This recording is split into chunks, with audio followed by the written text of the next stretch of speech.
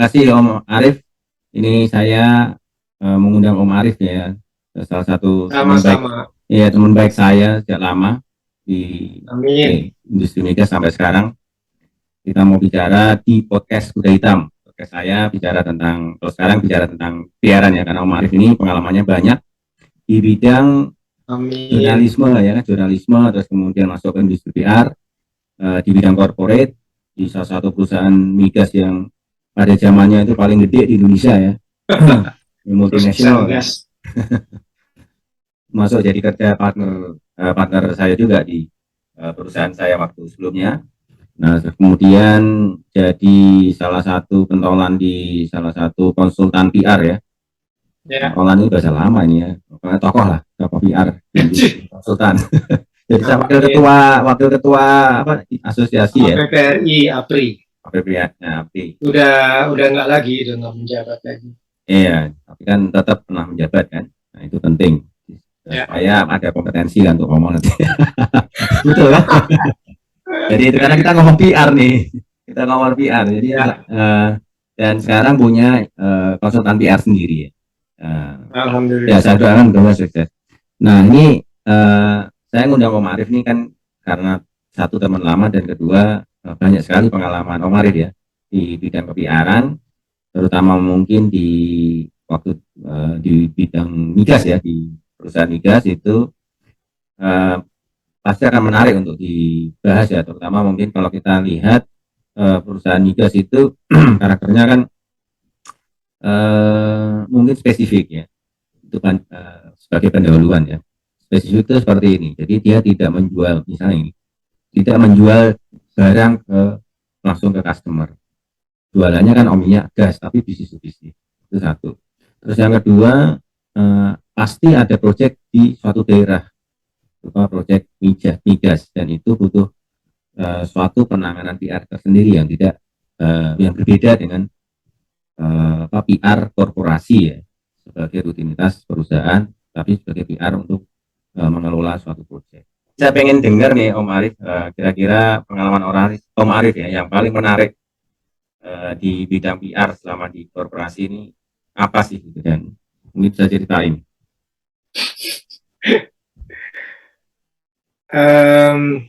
PR di korporasi itu memang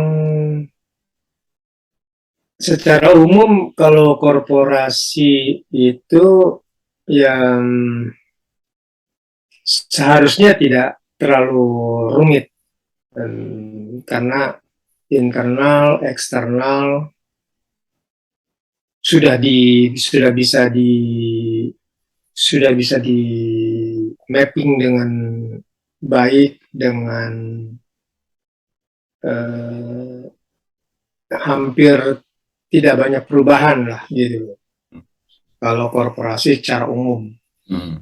Tapi kalau di bisnis migas ternyata ternyata tidak semudah yang dibayangkan dan tidak semudah seperti korporasi lain.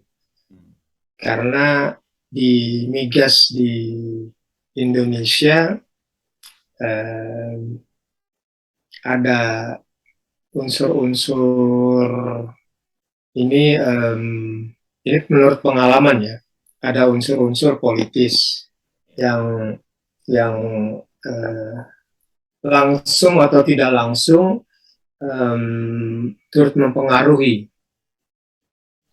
Jadi program PR-nya itu kadang tidak bisa teoritis, tidak bisa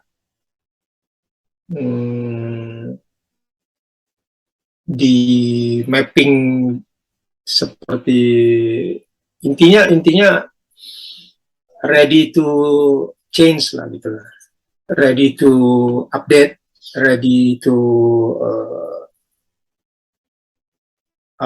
immediate situation gitu. Jadi kita harus siap apapun yang akan terjadi gitu loh. Ya. Apa yang sudah disiapkan kadang-kadang tidak bisa jalan karena berubah gitu. Apa yang sudah disusun tidak bisa dilaksanakan karena X faktor gitu. Nah, uh, itu secara umum lah ya, seperti Ya. itu. Faktor politiknya seperti apa, rasanya sulit diceritakan di sini. Karena namanya politik ya. Jadi bisa abu-abu, hari ini A, besok B gitu loh. Ya. Hari ini mendukung A, besok mendukung B. Bisa jadi begitu. Yang tadinya A sama B seolah-olah musuhan, ternyata jadi mendingan nggak usah diceritain kalau faktor politisnya, tapi tidak bisa juga disembunyikan bahwa faktor itu ada gitu loh.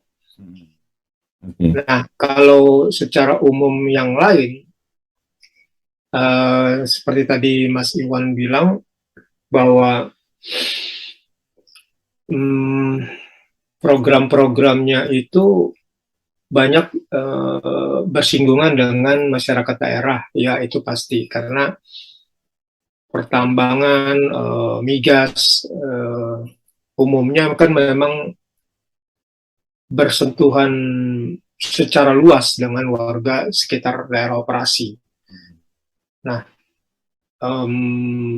di situ yang harus kuat memang adalah stakeholder relations, mulai dari GovRel, terus community relations, itu harus kuat. Harus kuatnya itu kenapa? Karena mereka ada di sekeliling wilayah operasi. Kalau mereka diabaikan atau kepentingan mereka terusik, itu bisa runyam. Banyak orang yang akan tersinggung, banyak orang yang akan tidak puas, itu juga akan mengganggu jalannya operasi dari perusahaan itu. Sayang nanti kalau misalnya hanya gara-gara jalan berlubang, lalu ada demo, lalu operasi bisa terganggu tuh, hanya gara-gara itu doang gitu loh. Ya. Jalan berlubang yang tidak pernah di apa tidak pernah digubris oleh perusahaan, mungkin sudah pernah dilaporkan, sudah pernah ditulis di media, misalnya media daerah, tadi tidak pernah digubris, nah itu repot. Memang kadang-kadang jalan itu jalan umum, artinya memang jalan menuju kawasan industri, kawasan operasi. Itu jalan umum. Seharusnya itu bukan tanggung jawab dari perusahaan. Tanggung jawabnya pemerintah daerah setempat, misalnya. Yang paling kecil kan daerah setempat itu kelurahan, kecamatan, kabupaten, bupati gitu.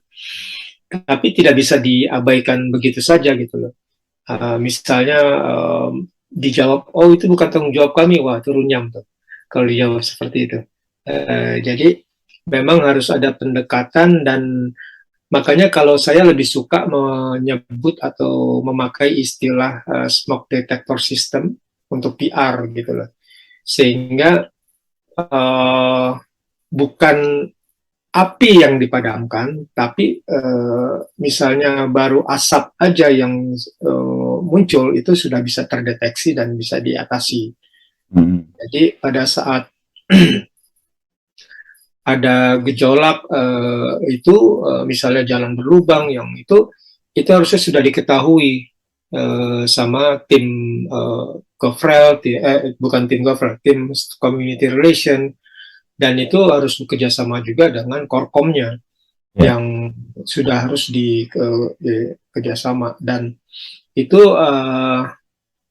bahkan hal-hal yang tidak ada apa istilahnya bukan kerusakan.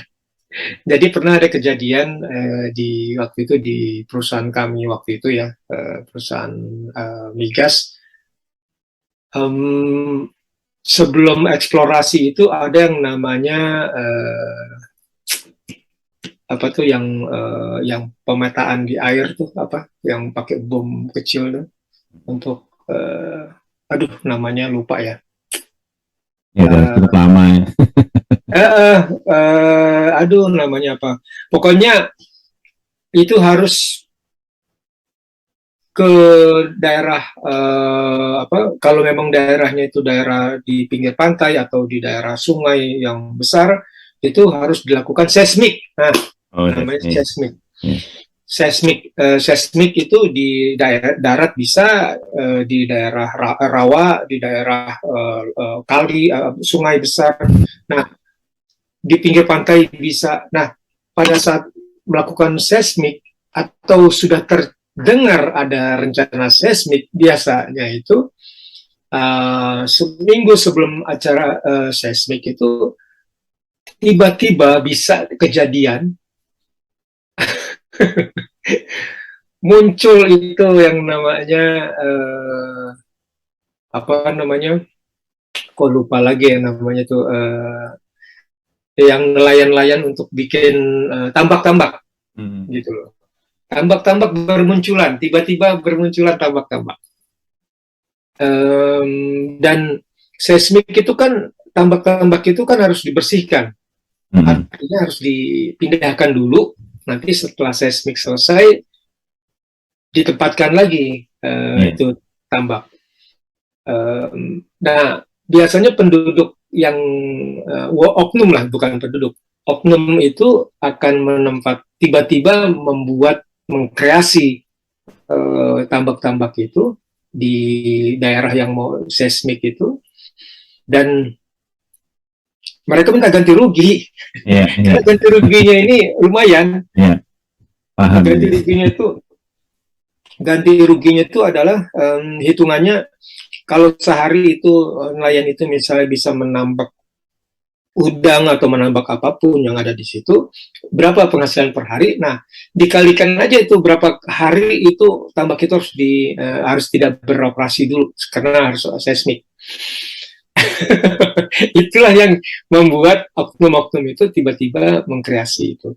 Nah, hal-hal seperti itu yang harus sudah diantisipasi oleh tim dari community relation, tim GovRel, kemudian dari media relation, Korkom, itu semuanya harus sudah terlebih dahulu mungkin 2 bulan 3 bulan sebelumnya sudah harus di sounding, sudah harus dilihat, sudah dipetakan, sehingga kalau itu muncul tiba-tiba seminggu sebelum seismik itu muncul, itu sudah bisa dipetakan harusnya. Dan itu kejadian waktu itu banyak tuntutan, oh ini demo, dan ada beberapa yang berhasil dibuktikan oleh tim kita, tim community relation waktu itu, bahwa ini buatan baru dibikin, nggak boleh ini gitu-gitulah. Tapi Ya. yang namanya oknum ya, wah tetap aja warga kami, warga pribumi, kalian perusahaan asing.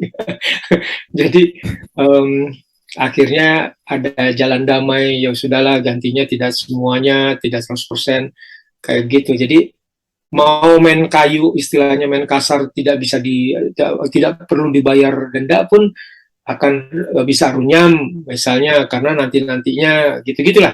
Hmm. Itu yang harus mau dihadapin. Kemudian ada juga edukasi terhadap media setempat. Edukasi media setempat itu juga harusnya berjalan dengan baik. Pada saat itu pernah ada kejadian di laut, di rig gitu, harusnya bukan disebut blow up, tapi ditulisnya oleh media blow up. Padahal itu adalah hanya kick atau gas kick gitu loh, tendangan gas gitu loh. Jadi kalau blow up itu udah menimbulkan api atau ledakan. Tapi kalau ini adalah kejadian sesungguhnya adalah gas kick. Tapi media sudah terlanjur menulis, dan terus ada apa, tiba-tiba ada laporan dari media yang ikut seorang anggota DPRD yang menuju lokasi kejadian, padahal itu bahaya sekali. Jadi itu yang hal-hal yang harusnya yang dihadapin lah karena media tidak paham gitu loh bahwa perbedaan antara blow up dengan gas kick. Dia main tulis aja, kemudian anggota DPR, anggota Dewan pun tidak paham sehingga dia membawa media ke lokasi, mendekati lokasi itu. Padahal kalau mendekati itu justru akan terjadi blow up, itu bisa kejadian itu, dia tewas di tempat pada saat itu ya. Jadi harusnya bisa dipahami dan itu yang harus diedukasi media-media.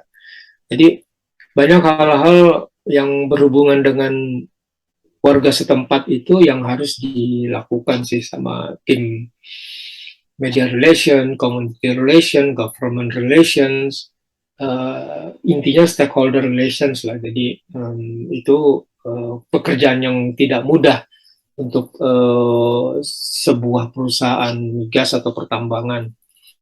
Begitu sampai situ Mas Iwan. Ya, siap. Dua contoh tadi langsung kelihatan ya bahwa sebenarnya memang pekerjaan di level project itu kan sifatnya lokal ya, memang misalnya di suatu tempat kan ada operasi di situ, sehingga otomatis ketika ada operasi ada hubungan-hubungan yang harus dibangun ya, baik dengan pemerintah sebagai stakeholder, pemerintah daerah ya maksudnya sebagai stakeholder, salah satu stakeholder utama, terus kemudian juga pastinya masyarakat yang terdampak kan ya, community yang tadi yang bisa diambil contoh ya, bahwa kalau misalnya ada eksplorasi atau mungkin bahkan seismik, pengukuran seismik ya, itu pasti juga ya kan, pasti akan masyarakat juga matanya tertuju ke sana, sehingga proyek itu membutuhkan lah ya approval ya, dalam konteks social approval dari masyarakat kan gitu yang kira-kira ya.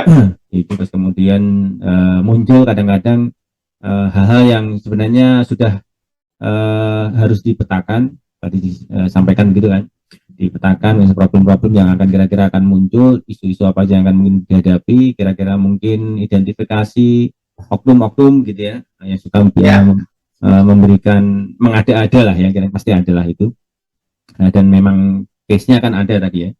Nah itu kan muncul ya, dan itu harus menjadi satu diantisipasi. Misalnya tadi bilang bahwa ini ternyata rumpon ya itu ya. Rumpon itu baru gitu, jadi nggak bisa dikasih ganti rugi, namanya harusnya gitu. ya harusnya dan menurut cerita teman-teman yang menangani itu sebenarnya mereka ini langganan. Nah itu kan sudah kejadian orangnya udah itu lagi sebenarnya gitu loh. Polisi pun sudah tahu, sudah paham. Entahlah bagaimana ceritanya ya, oknum-oknum itu ya bisa muncul lagi dan tidak dengan berbagai cara. Intinya begini, mungkin yang muncul di permukaan orang lain, tapi kalau ditarik urutannya ternyata orangnya ke situ lagi 4L lo lagi. Oke, nah itu berarti kan gini ya, kalau ditarik tadi menarik kan, kalau ditarik itu lo lagi akhirnya mau nggak mau kan kita tahu bahwa ada yang namanya stakeholder mapping ya. Stakeholder mapping itu bisa karena kita sudah hafal ya, sudah tahu lah orang-orangnya siapa aja, atau memang kalau dalam konteks PR modern kan bisa dibukukan ya, dibikin satu pemetaan yang formal gitu ya, tertulis ini siapa, yang penting-penting mana, tokoh-tokohnya siapa gitu kan. Nah ini kan tentunya itu pasti dilakukan juga ya. Nah tadi sempat ini ya, saya pengen nanya, sempat disinggung bahwa harusnya nggak dibayar, tapi ujungnya gimana penyelesaian kalau misalnya ada case yang kecil-kecil tadi itu ya, tapi kan mengganggu ya, karena gini, case adanya rumpon tadi itu kan sepertinya kecil ya, tapi kalau diabaikan bisa jadi seismiknya nggak bisa jalan kan, kira-kira gitu ya, dampaknya kan betul itu penyelesaiannya gimana? Itu kan case real, itu gimana penyelesaiannya itu waktu itu ya? Akhirnya yang jelas prosedur waktu itu, prosedur perizinan, approval itu tadi semua sudah dijalankan. Tapi dengan munculnya tiba-tiba rumpon itu, bahkan bukan seminggu, misalnya malam ini, itu cerita dari teman-teman yang menangani itu ya, malam ini di waktu disurvei tidak ada, besok pagi muncul ada. Bisa seperti itu. Nah, Artinya mereka memang jadi seismik itu kan memang harus daerah satu wilayah itu kan harus bersih ya. Iya. Wilayah airnya itu harus bersih karena akan dipasang jalur apa gitu loh, Iya. semacam kayak kabel Kabel gitu ya. ya, Hmm. itu harus bersih gitu dan harus dibersihkan gitu loh, dan pada saat Hmm. bersihkan kan harus diangkat itu rumponnya. Iya. Iya betul. Nah, ya mau nggak mau harus akibatnya ya nego lagi gitu loh. Ya, Iya. mereka merasa begini gini gini. Tapi ada juga sih waktu itu yang teman-teman waktu itu karena sudah tahu sudah hafal nih orang, ini ada langganan nih. Ya, waktu itu mereka nggak dapat ganti rugi juga. Pokoknya mereka harus angkat atau diangkat paksa dari tim Hmm. keamanan setempat, dari TNI, Polair ya, polisi air gitu. Hmm. eh, itu diangkat. Iya. Jadi tidak bisa di inilah tidak bisa ditolerir sih karena udah kelewatan. Semalam nggak ada, tiba-tiba paginya ada gitu. Iya. Itu kejadian gitu, pernah kejadian seperti itu. Jadi kalau yang lainnya pembayaran ganti ruginya lancar, semua Hmm. lancar. Iya. Cuma ini ada beberapa gitu yang karena untuk denda itu denda apa namanya istilahnya Ganti ganti rugi. ruginya itu lumayan memang kan, misalnya Iya. seismik itu berlangsung misalnya 7 hari atau 10 hari. Kalau Iya. satu harinya itu 1 juta, misalnya dia taruhlah 1 juta, mereka diperkirakan bisa menghasilkan 1 juta, berarti kan 10 hari kan 10 juta gitu loh. Iya. Bayangkan kalau misalnya 2 minggu gitu seismiknya gitu, Iya. 20 juta. Iya. Dan itu dibayar di muka Hmm. gitu. Oke. Jadi nelayan ini istilahnya tidak bekerja selama seismik itu. Hmm. Seperti itu. Jadi solusinya ya pada saat itu kalau yang nakal itu ya diangkat paksa dan dibongkar memang. Nah, lucunya atau saya nggak tahu ya persisnya seperti apa. Apakah harusnya sih ya, harusnya ada tindakan apa namanya, efek jerak. Rasanya waktu itu tidak ada, saya tidak mendengar adanya yang diajukan ke pengadilan gitu loh. Harusnya menurut saya sih waktu itu harusnya ya, ya dibikin efek jerah bahwa yang nakal itu yang membuat rumpon dalam semalam itu muncul, harusnya dibikin jerah supaya tidak terjadi, karena seismik itu kan berlangsung terus menerus. Hmm. Selama ada eksplorasi ya seismik itu ada gitu. Iya. Jadi rasanya waktu itu saya tidak mendengar ada yang dipidanakan. Saya nggak Iya. ngerti apakah itu perlu pidana atau perdata, nggak ngerti juga sih ya. Hmm. Tapi itu kan, nah susah susahnya karena kami waktu itu kan adalah perusahaan asing. Nah itu yang membuat, apakah memang itu yang membuat sudahlah bayar aja deh, atau sudahlah pokoknya dia nggak ada aja, nggak usah di ini lagi deh, nggak usah dituntut pengadilan misalnya. Mungkin seperti itu aja, artinya damai ya. Ya akibatnya mereka akan tidak jerah melakukan lagi. Kalau ada dengar-dengar berita seismik ya mereka siap-siap lagi itu gitu, membuat rumpon dadakan. Iya. Hmm. Yang pasti kalau dilihat dari apa insight-nya dari Om Arif ini kan sebenarnya ada opsi-opsi ya, pasti ya, opsi-opsi A, opsi B, opsi C yang bisa ditempuh oleh suatu perusahaan untuk menyelesaikan persoalan yang Iya, tadi iya. ya tadi ya. Nah, Itu community relation sih yang harus bergerak, dan dari media relationnya pun juga harusnya bisa mengedukasi media. Ini lagi, ini ada tantangan juga untuk media-media teman-teman di daerah. Media itu tidak seperti di Jakarta ya, atau kota besar lain ya. Wartawan-wartawan di daerah itu memang tidak sebebas di pusat atau di kota-kota besar. Mereka kalau misalnya memberitakan hal-hal yang um, sudah seharusnya diberitakan, tidak serta merta mereka akan berpikir ulang ini perlu diberitakan atau tidak, sehingga mereka akan pilih-pilih lah beritanya yang mana aman buat mereka dan keluarga mereka. Jadi itu hal yang ini juga sih. Jadi tidak tidak mudah lah memang dalam menghadapi masyarakat di sekitar operasi gitu loh. Perlu banget, tantangannya lumayan besar dan tidak mudah Iya, kembali nggak ke mudah. tangan. Iya benar sih. Tadi aja yang saya rumpun itu kan nggak mudah kan. Kalau Om Arif cerita bahwa ada opsi sampai ke pengadilan, mungkin nggak dengar. Om Arif bahkan nggak dengar juga ke pengadilan. Padahal itu sudah opsi. Itu juga pasti perlu pertimbangan kan. Apakah betul-betul perlu sampai ke dibawa pengadilan untuk memberikan efek jerah, atau oke lah masih bisa Betul, itu diatasi lah kan, betul. kan gitu. Tapi itu bisa dilakukan harusnya kalau peraturan daerah atau law-nya, undang-undangnya atau peraturannya cukup kuat gitu, payung hukumnya cukup kuat.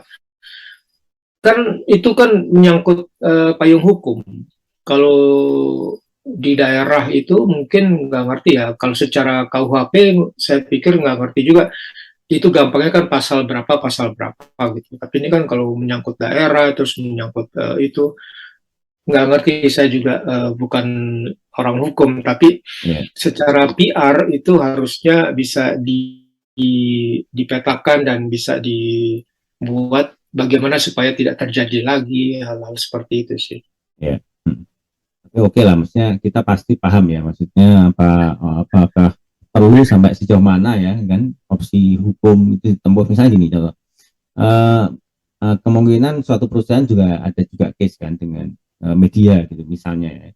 Terus kemudian kan pasti ada opsi, ini kalau tersinggung nih gue mau pakai cara yang mana nih, langsung ke orangnya kah gitu kan, ngobrol-ngobrol hasilkan damai, oke. Jadilah kedamaian, salah paham misalnya disepakati minta maaf misalnya satu. Yang kedua, apakah perlu mediasi itu dari Dewan Pers gitu kan. Kita bawa ranah ke situ, oke, kalau perlu ya udah ditempuh, tapi pasti akan dihitung lagi tuh exposure dari media-media lain misalnya kan, apakah itu lebih memberikan dampak yang negatif atau mungkin pikiran kita jadi jauh tersita ke sana misalnya ya. Opsi-opsi itu dia ada juga yang opsi terakhir misalnya bawa aja ke penegak hukum. Nah, ini kan beberapa opsi yang di-exercise, dan saya yakin itu pasti di-exercise di tempatnya Om Arif lah ya gitu ya. Kalau yang saya dengar, sejauh yang saya dengar dari teman-teman yang community relations itu, mereka sudah melakukan banyak hal, misalnya pendekatan apa segala macam itu sudah dilakukan. Bahkan mereka, teman-teman community relation perusahaan kami waktu itu adalah mereka itu kalau bulan puasa, tim community relations itu tidak buka puasa di rumah, tidak bisa, selalu dapat undangan atau selalu mengadakan kunjungan ke lokasi warga sekitar gitu loh, sekitar operasi. Dan itu mereka bergantian, jadi tim ini bahkan katanya jarang sekali mereka buka puasa di rumah bersama keluarga, bayangin. Sudah mereka lakukan, tapi ya itu mungkin perlu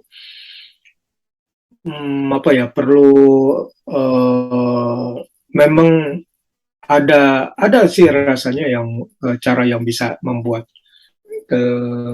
warga setempat itu memang merasa nyaman. Intinya sih bagaimana menjadi sahabat dari warga setempat sehingga mereka tidak atau mereka mendukung bila ada oknum mendukung perusahaan. Artinya dalam arti kalau misalnya ada oknum yang berbuat yang tidak berkenan atau tidak sesuai, kayak tadi itu rumpun dadakan, itu warga akan ikut memprotes lah istilahnya. Mereka tuh bukan warga kami kayak gitu-gitu.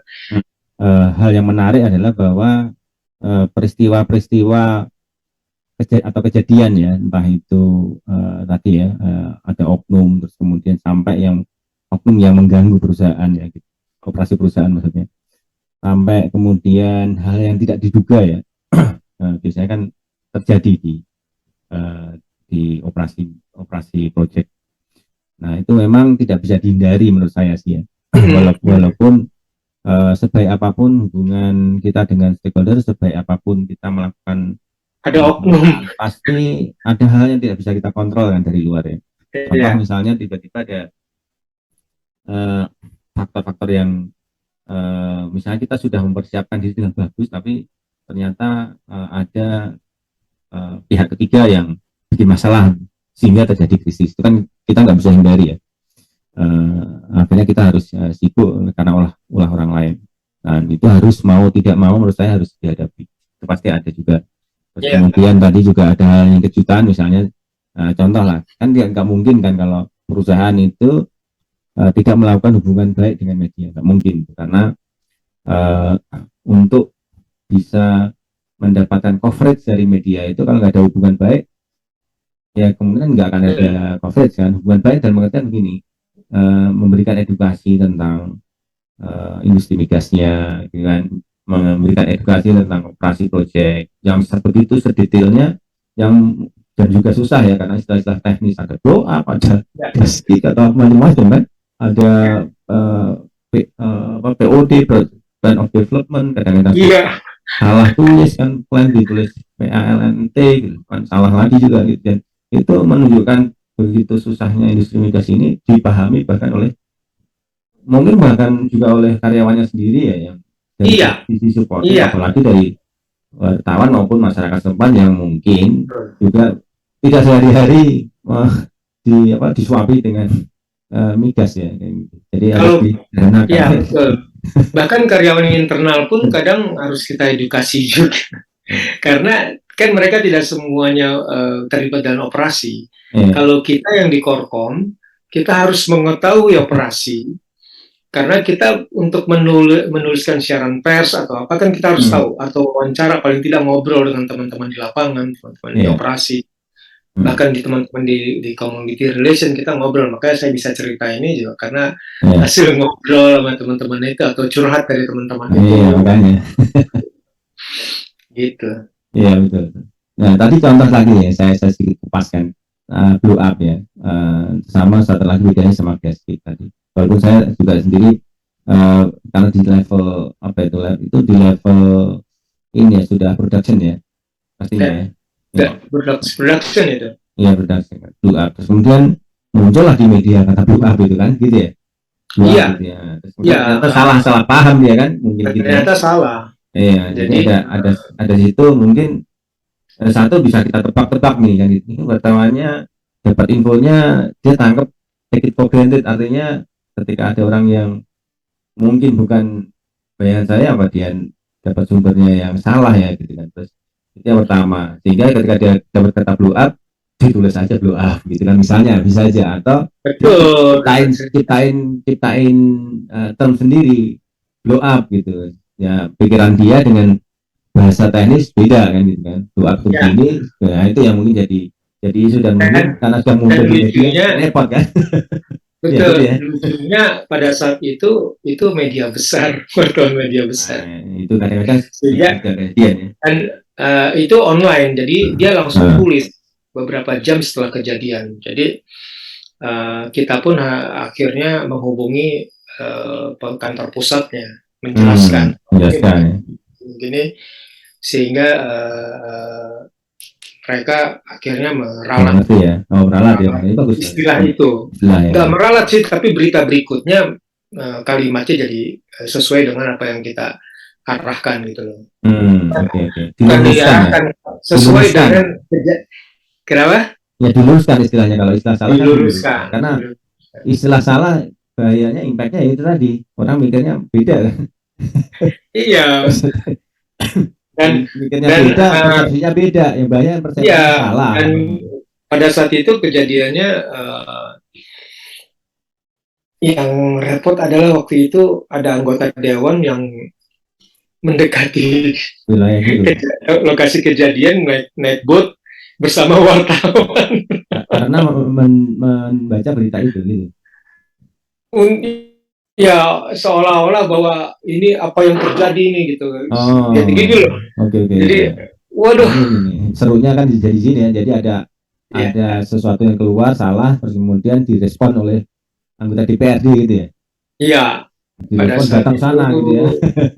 dan itu seharusnya tidak boleh dilakukan, tapi dia merasa karena merasa wakil rakyat atau anggota dewan, jadinya eh, berhak untuk lah gitu ya. tahu gitu, Ya. berhak untuk tahu sama dengan wartawan. Wartawan kan juga merupakan menempatkan diri sebagai wakil rakyat gitu loh ya. Ya. Jadi atau kuping rakyat gitu istilahnya, dan mata rakyat. Jadi perlu tahu apa sebenarnya yang terjadi di lokasi kayak gitu-gitu loh. Iya. Padahal itu kalau misalnya gas itu kan gas ya yang keluar, tidak ada api. Tapi kalau misalnya kalau karyawan operasi atau yang sedang menangani di daerah lokasi itu sudah paham bahwa apa yang tidak boleh dilakukan. Nah, sementara ini bot ini mendekati, dia kan tidak tahu prosedur dalam menghadapi situasi kejadian itu. Yeah. Kalau tiba-tiba saja ada saat itu ada yang tiba-tiba nyalain rokok, itu meledak saat itu. Yeah. Itu cerita dari teman-teman gitu. Oke. Ya itu nyawa kan susah ya kalau udah. Iya. Ini sangat bahaya. Karena udah dilokalisir gitu kan, tapi ini ada mendekati gitu. Untungnya cepat ketahuan dan cepat diberi pengarahan bahwa ini daerah yang dalam bahaya karena ini gas gitu loh, bukan api. Kalau blow up kan api doang ya. Iya. Ini ada gas gitu loh. Gas itu kan nggak kelihatan ya gitu loh. Iya. Jadi baunya doang mungkin menyengat. Nah, kalau pada saat gas itu ada, kalau ada percikan api jadi bahkan bukan percikan api, kilatan. Makanya lampu flash kamera itu kan nggak boleh ya, karena flash itu tuh dalam kondisi tertentu itu bisa menyebabkan ada kilatan cahaya yang kayak api, jadinya bisa mengakibatkan percikan api dan merembet menjadi ledakan. Okay. Ya ini case menarik ya sebetulnya ya, bahwa suatu kejadian di operasi yang sifatnya sangat teknis ya, dan kemudian dipahami berbeda menghasilkan dampak yang berbeda. Iya. Jadi dampaknya itu adalah sedikit kekacauan ya. Ya untungnya mungkin sedikit ya, tapi kalau misalnya banyak kan repot. Banyak kekacauan gara-gara salah. Iya, iya. Nah, ini mungkin. Dan itu waktu itu sudah kerusakannya memang hanya gas kick, dan tapi ya syukurnya tidak menjadi blow up, tidak menjadi ledakan sih. Bisa dilokalisir gasnya dan bisa itu kan pada saat blow up, pada saat gas kick itu secara otomatis itu pipanya itu aliran gas di pipa itu dimatikan, sudah otomatis shut down gitu loh. Yeah. Tutup, tidak ada. Tapi yang sudah terlanjur keluar, nah itu yang dilokalisir waktu itu. Okay. Ya ini istilah teknis yang saya kira mungkin kalau perlu penjelasan lebih detail ya tanya langsung ke Om Arif ya. Tapi intinya sebenarnya ada satu kejadian gitu kan. Jangan. Iya kan. kalau yang lama. Kalau teknisnya nanti teman-teman itu yang lebih paham, teman-teman operasi. Yeah. Tapi yang perlu diketahui oleh teman-teman TR itu adalah ya hal-hal seperti ini harus diketahui sama teman-teman Korkom, teman-teman PR, dan bagaimana cara mengetahuinya, ngobrol dengan teman-teman operasi di lapangan. Gitu loh. Harus punya teman di sana dan berteman ya. Yeah. Jangan sekedar duduk di belakang meja. Ya saya pikir menarik ya tadi kata kuncinya bahwa PR harus tahu ya sorry, Harus tahu, ya. tunggu, sebentar Pak. Sorry, ini kameranya on off kesenggol nih. Ya, jadi jadi saya sebenarnya mau ngasih summary sedikit sih, tentang bahwa untuk PR itu kan konten kan penting ya. Konten itu kan Ya, sebetulnya bukan kita yang, bukan orang PR yang punya. Orang kalau di perusahaan ya orang yang jualan misalnya yang punya, atau kalau di teknis ya orang teknik yang punya project dalam hal ini. Nah itu kita harus ngerti kan, harus ngerti. Memang orang PR ini kerjanya harus punya banyak pengetahuan lah. Kontennya itu harus kuat ya. kontennya. Kalau nggak ada konten ya, Kontennya, kontennya betul dari divisi atau departemen atau bagian yang punya gawe kontennya. Tapi pada saat masuk ke Korkom sebelum ke publik itu harus diramu lagi menjadi narasi yang aman buat publik, tidak menimbulkan gaduh gitu kan, iya, dan juga sesuai dengan sesuai dengan protap dari perusahaan. Misalnya apa yang boleh di di state atau dinyatakan, apa yang tidak boleh kan ada. iya, Itu jadi konten dari pihak dalam internal sebelum dipublikasikan kita ramu orang Korkom, harus dibuat narasi yang, jadi ada beberapa poin, ada beberapa misalnya ada beberapa pointers, plak plak plak plak. Nah, kita yang dari Korkom atau itu yang harus paham bahwa yang mana yang dibutuhkan oleh masyarakat gitu loh. iya, Misalnya kan A, B, C, D, E. Nah, terus dari A, B, C, D, E itu tentu tidak semua masyarakat perlu tahu gitu loh. Bukan mau menyembunyikan, tidak. Jadi misalnya yang A, B, D, E itu terlalu teknis misalnya. Kayak tadi kan terlalu teknis. Ini pipanya sekian tebalnya, gitu-gitu kan terlalu teknis. Misalnya yang perlu diketahui oleh pihak publik adalah bahwa ini bukan blow up. Tapi kalau ada api, ada percikan api di sekitar itu membahayakan karena ini gas. Itu jadi hal seperti itu yang harus dipahamin oleh Korkom. Jadi data-data dari dalam, dari bagian divisi terkait sebelum dikeluarkan ini kita harus saring dulu gitu. iya. Seperti itu. Ya tugasnya memang berat sebetulnya, nggak gampang ya.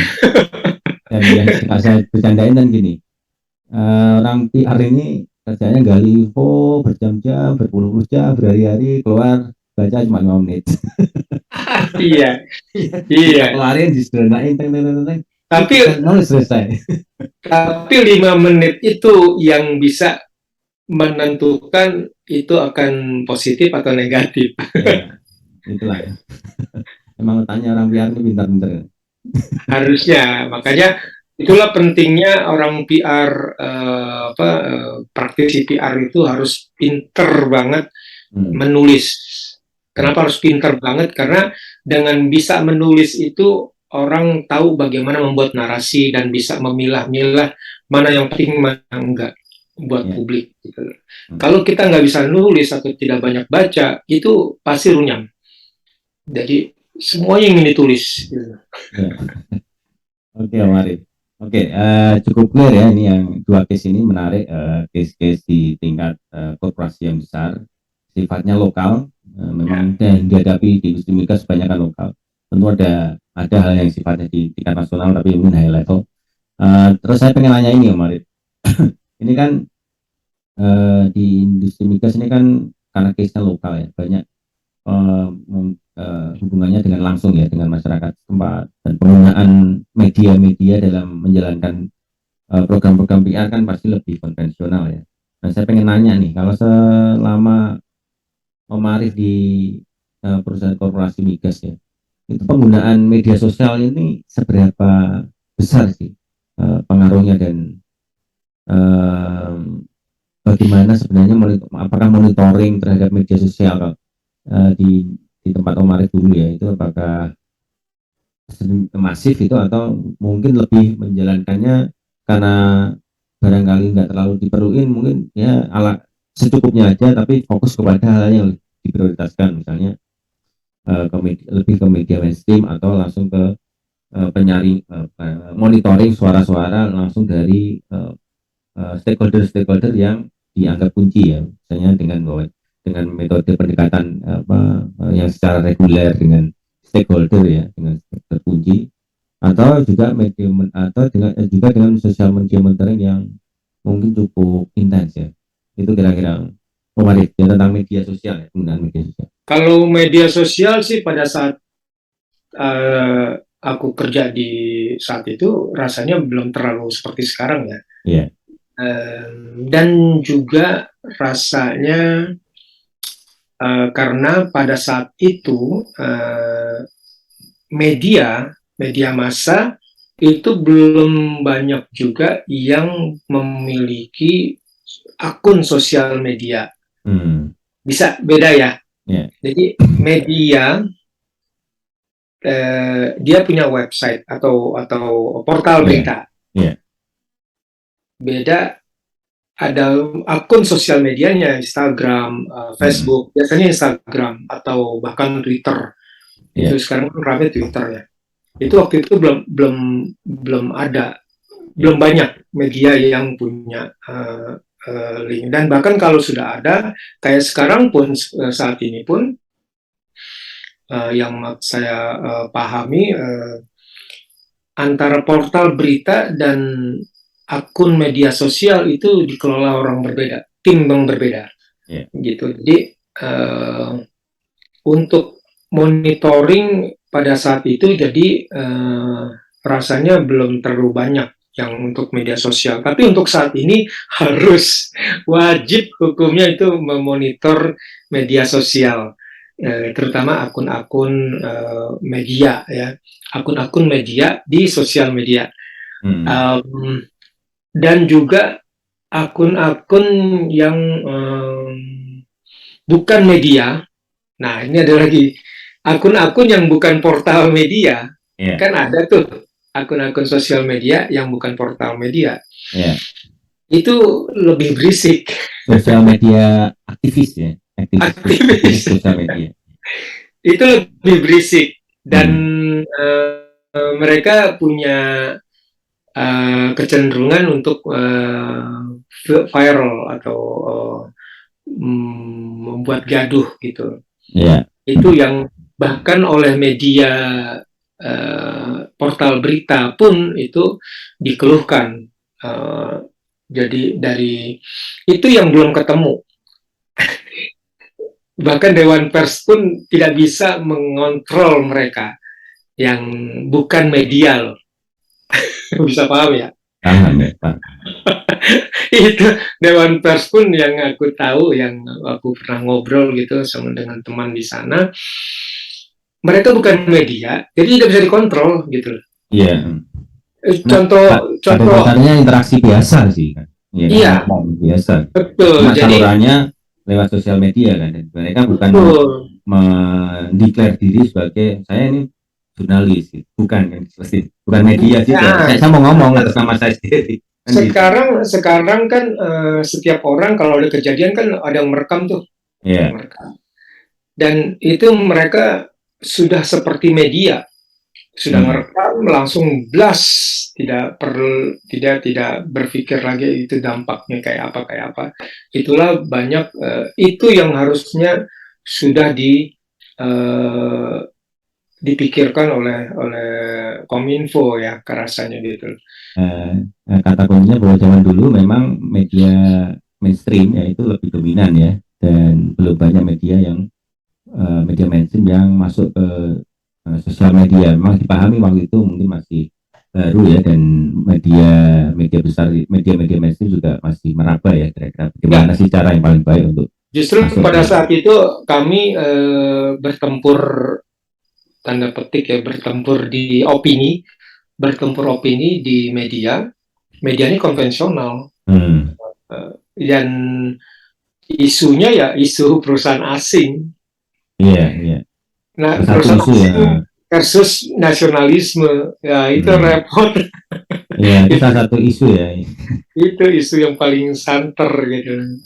Ada LSM yang ya sudah tahu, kalau yang hidup di zaman itu tahulah siapa itu LSM-nya, yang istilahnya mengobar-ngobarkan isu itu, asing versus nasionalisme. Mm. Nah, itu kita bertempur di situ, tapi kita mampu, kalau menurut saya, Iya, mampu pada saat itu melawan itu, meskipun ujungnya tidak seperti yang diharapkan oleh perusahaan kami saat itu. Karena itu lagi-lagi yang politis. mm. Kalau sudah namanya nasionalisme, sudahlah, nggak usah dilawan. Oke, mungkin kita tidak touch yang isu-isu yang ini ya. Tapi intinya pasti akan ada isu-isu yang strategis yang dihadapi lah ya, dan itu menjadi kebijakan masing-masing perusahaan lah untuk bagaimana cara menghadapinya lah. Itu ya, kita mungkin close di situ, di sisi situ. Tapi memang akan banyak isu-isu yang menarik lah, sebenarnya, bukan hanya di sisi lokal ya, tapi di isu-isu nasional, termasuk tadi ya bermain di, kalau dulu kan dimain di media nasional, media mainstream ya. Mungkin sekarang dengan adanya influencer yang demikian banyak, itu juga pasti akan ada cara-cara yang harus lebih progresif ya, untuk bagaimana juga mengelola influencer-influencer yang mungkin pengaruhnya juga sekarang sama besarnya, atau mungkin bahkan dengan media mainstream bisa jauh lebih besar ya. Contohnya tadi yang close the door itu kan tidak pernah mendeklar diri sebagai wartawan, Iya, ya kan, jurnalis ya, iya, dia podcaster gitu, tapi dia iya. bisa bentuk opini di masyarakat kan gitu. Nah itu pasti ada pendekatan. Secara tidak langsung dia sudah membuat, menjadi opinion Itu maker. ya, itu contohnya aja kan ya. Belum lagi yang opiner mikro influencer di level lokal sekarang juga banyak muncul kan. Ada sekarang level-levelnya, ada yang influencer yang gede, ada yang mikro, dan itu bisa dipakai untuk Nano. ya. Oke. Oke, Om Arif, sudah ada sekitar tiga case yang saya kira cukup menarik ya untuk pemirsa dari Budaya Hitam Podcast ini untuk dengarkan tadi insight-nya. Saya kira dari case-case itu pasti ada banyak pelajaran lah ya. Tidak usah saya simpulkan karena tadi sudah cukup banyak poin-poin yang sudah digambarkan, itu bisa menjadi satu ya pasti pembelajaran lah buat saya juga pasti belajar lagi ya mengenai case-case ke belakang. Dan bisa saya sampaikan juga ke tempat yang lain bahwa ini ada pengalaman perusahaan besar menghadapi hal-hal yang sifatnya lokal dan hal yang sifatnya nasional, itu saya sampaikan ke terutama generasi selanjutnya ya, karena Ya, generasi selanjutnya ini kayaknya menganggap industri energi ini, migas ini udah sunset ya, walaupun mungkin sebetulnya buat saya sunset, kok sunset ya, ini kan salah satu tulang punggung ya. Kalau nggak ada industri migas, kita nggak bisa podcast nih hari ini, nggak nyala listriknya, mati semua. Pakai lampu yoi, terbang. yoi. Iya, suara nggak keluar nih, bahkan mau telepon gimana nggak bisa, listrik nggak nyala.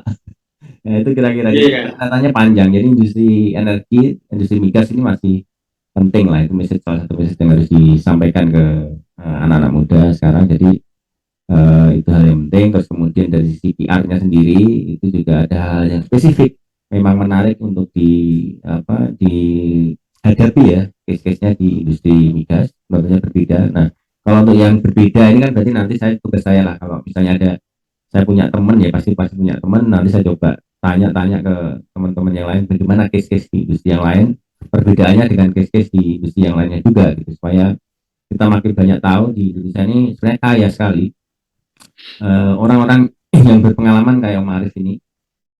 Saya juga berpengalaman sih di tempat yang lain seperti Perhumas, di asosiasinya Pak Arif sebelumnya, itu pasti juga banyak orang yang berpengalaman ya, karena eh, PR corporate itu juga pasti membutuhkan bantuan dari konsultan PR ya. Konsultan PR ini menariknya kan, dia sudah punya banyak pengalaman di industri-industri yang bukan cuma satu aja, tapi Berbeda. kan yang Ya, berbeda. Itu bisa jadi insight yang tersendiri. Nanti mudah-mudahan saya bisa bisa apa ngobrol-ngobrol dengan orang yang berkenan ya, teman yang iya. berkenan ya, kira-kira gitu. Ya Marif, kira-kira itu sih sementara. Yap. Kira-kira ada yang pengen disampaikan pada pemirsa, Hmm, ya yang yang pengen itu tahu sih, tentang PR lah. itu yang perlu di highlight banget adalah PR itu bukan sekedar berhubungan dengan wartawan. Ya, PR itu betul. bukan sekedar tampil wah atau cantik atau ganteng. Itu Oke, seharusnya sudah bisa disadarin. PR oke. itu strategik strategik banget. Eh, jadi harusnya bangga. Sayangnya, sayangnya sampai saat ini banyak perusahaan, bahkan perusahaan sekelas perusahaan nasional yang menempatkan orang-orang yang sudah mau pensiun ke divisi PR. Ya, Itu menyedihkan dianggap banget. dianggap tugas yang mudah ya mungkin. Iya, Nah, cecek gitu. cek dan pokoknya Sebenarnya kan tugasnya emang nggak susah sih, karena kan nggak terlalu ngitung gitu ya. Tapi sebetulnya kompleksitasnya emang tinggi. Menurut tinggi saya gitu. Gitu ya. karena ya itu tadi karena mereka tidak Ngadepin, merasa ngadepin orang soalnya kan. ngadepin Iya, pasti orang dan solusinya tiap strateginya kan tiap case beda gitu. iya strateginya kan harusnya PR itu internal eksternal itu harus dikelola Iya, dan PR itu kalau tidak dikelola secara baik dari disusun misalnya kayak kayak smoke detector system itu iya, ya udah kayak kayak pemadam kebakaran jadinya kalau iya. muncul isu besar Baru baru disuruh. kelabakan Iya, baru disuruh ya. ya gitu. Dan itu tugas pertama biasanya sih kalau di perusahaan-perusahaan yang leadershipnya mungkin belum terlalu mengenal PR dan menganggap PR seperti tugas aja itu biasanya begitu kan. Oh Nah, ini macam ada ada satu masalah, kamu kerjain, kamu kerjain habis. dan ada Siap. satu ada satu ilmu baru yang pengembangan dari PR bukan ilmu baru sih harusnya pengembangan dari PR yaitu namanya PR litigasi itu menarik. Oke, Om Arif, untuk sementara itu aja. Ini Ya, saya mengucapkan terima kasih banyak atas insight-nya dan pengalaman, sharing sama-sama. pengalamannya sangat berharga. Terima kasih Uh, sudah diundang. iya, sukses selalu ya. Nanti lain waktu kalau kita undang lagi ya mudah-mudahan berkenan. Siap. Oke, selamat malam, selamat beristirahat, selamat beraktivitas untuk hari Minggu depan. Assalamualaikum. Waalaikumsalam.